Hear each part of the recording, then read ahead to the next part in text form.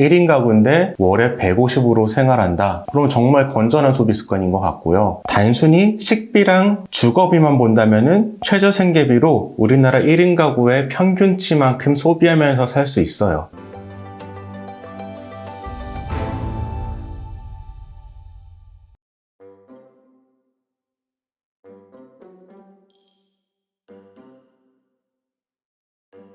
지난번에 최저 생계비로 실제로 어떻게 사는지에 대해서 좀 다뤄봤잖아요. 네, 맞아요. 여러 가지 뭐 예외도 있으니까 네.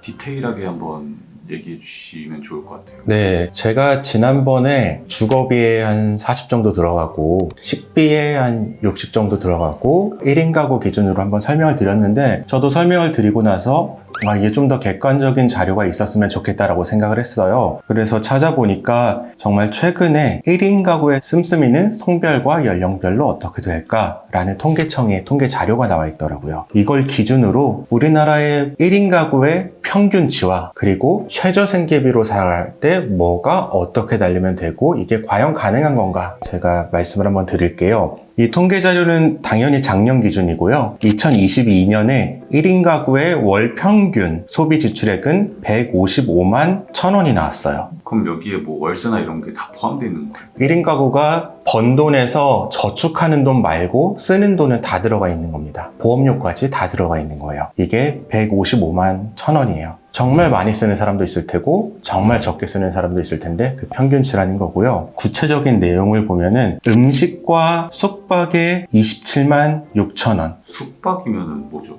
외식과 여행 가는 것, 이렇게 해서 27만 6,000원을 쓰고요. 그러니까 여가 비용이라고 할 수 있죠. 그리고 주거, 수도, 광열에 27만 3,000원. 이거는 뭐 주거 비용, 월세 같은 거, 수도세, 그 다음에 뭐 전기세, 난방비, 이런 게 27만 3,000원이에요. 이 부분은 우리가 최저 생계비에서 40만 원을 산정한 것보다는 좀 적죠. 그렇게 보면 우리가 최저 생계비 안에서 주거비는 좀 높게 잡아놨었구나 라는 판단을 좀 할 수가 있고요. 식료품과 비주류 음료는 19만 6,000원. 방금 전에 말한 거는 많이 지출한 순이고, 가장 적게 지출한 항목은 교육이었고 2만 7,000원 정도였다. 단순히 식비랑 주거비만 본다면은 최저 생계비로 우리나라 1인 가구의 평균치만큼 소비하면서 살 수 있어요. 좀 특이한 거는 남자의 월 평균 소비 지출액과 여성의 월 평균 소비 지출액이 차이가 났어요. 누가 더 많을 것 같으세요? 1인 가구. 여자가 좀 더 많지 않을까요?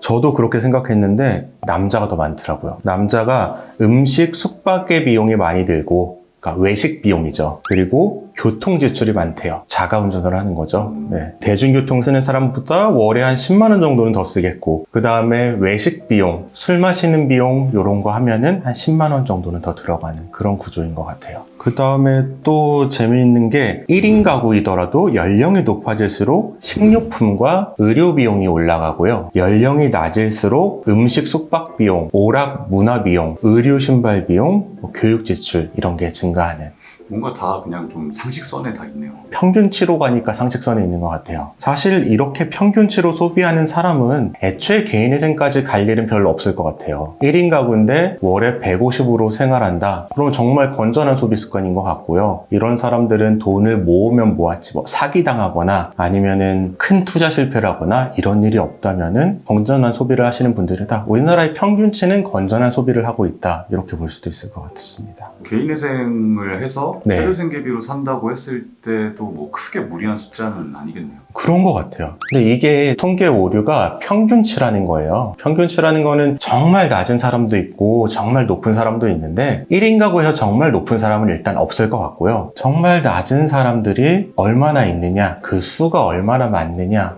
뭐 그런 것까지 좀 고려를 해봐야 되는데, 그냥 제가 이 부분은 이제 과학적인 근거는 없고 제 경험상 서울에서는 빠듯한 것 같고요. 지방에서는 좀 여유로운 것 같습니다. 근데 뭔가 개인회생 신청할 때 서울지방법원이 훨씬 유리하잖아요. 맞아요. 예. 서울에서 그럼 계시 받고 네. 지방으로 이사를 가면은 맞아요. 그렇게도 가능해요. 예. 서울에서 일단 계시를 받고 인가까지 받은 다음에 지방으로 이사를 가서 비슷한 급여의 직장만 구할 수 있다면은 그렇게 하면은 좀 더 여유롭게 지낼 수 있겠죠. 근데 저는 결론적으로는 이렇게 생각하는 것 같아요. 옛날에는 빚을 많이 지면은 감옥에 보내고 가족, 친지의 돈까지 다 뺏어가고 요런 사회도 있었는데 정말 짧은 3년이라는 기간 동안 빠듯한 생활만 견디면 나머지 채무는 면제해 주잖아요. 남자들 군대 생각할 때 보면은 지금 24개월 아니고 20개월인가요? 굉장히 짧아지기 전만 해도 2, 3개월 차이 나면은 저희 때는 이제 의무소방이나 전경 가면은 사회에 있을 수 있으니까 좀 더 짧은 육군은 가지 않고 이렇게 가는 경우들이 있었단 말이에요. 남자분들은 공감을 할 텐데 개인회생을 하면은 내가 좀 빠듯하지만 그래도 이 사회에 속해 있을 수가 있고 내가 말하지 않는 한 누구도 내가 회생하는 거 모르고 이렇게 한 3년만 지내면은 내 채무를 면제해준다. 굉장히 좋은 제도이니까 이 최저 생계비가 너무 적다고 생각하지 마시고 내가 최소한도로 감수해야 될 부분이다 라고 생각하시고 개인회생에 접근하시면 좋을 것 같습니다.